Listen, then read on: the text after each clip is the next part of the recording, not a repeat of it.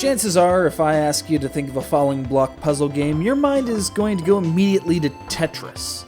Sure, there are plenty of other quality games like the Puyo Puyo series, Meteos, Luminous, Columns, Dr. Mario, Blockout, Yoshi, Wetrix, Wordtris, Hatris, Ramna 1/2, Hoagie Janken.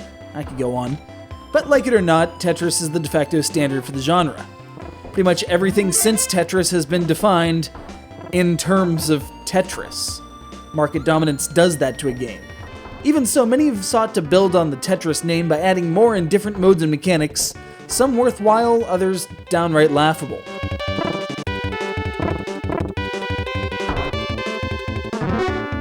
Unfortunately, where Tetris starts to break down is in its basic nomenclature.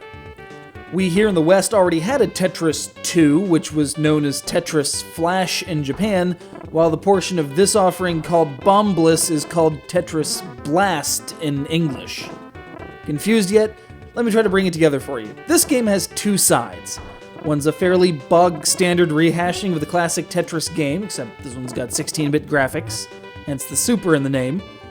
The other is some could call it an abomination. Physics don't really work the same way. Clearing lines doesn't actually clear the line in all cases. Sometimes. Let me grab a beverage so as to explain it fully.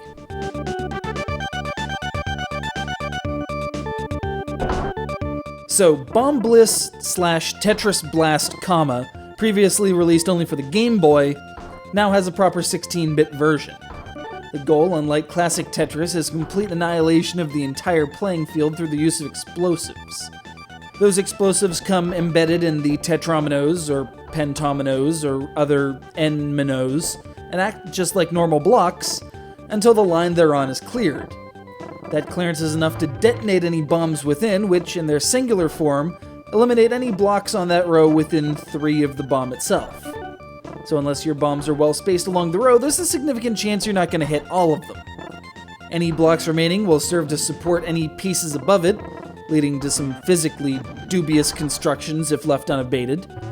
Fortunately, there's more than one way to detonate a line. If single explosions aren't doing it for you, you can supercharge your bombs by clearing multiple lines at once, which turn those 1x7 blasts into 3x7 detonations. And if you arrange bombs into a square, they'll fuse into one piece of mega ordnance that can take out a vast chunk of the playfield in one go.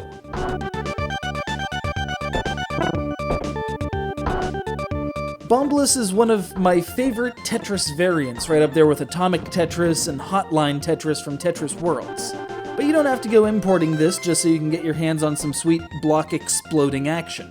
If you can't find a copy of Tetris Blast for the original Game Boy, or you can't find your Game Boy, or Super Game Boy, or Game Boy Player on your Cube, you can find the glorious return of Bombliss on Tetris Axis for the 3DS. Imagine something on the 3DS worth playing that isn't called Mighty Switch Force.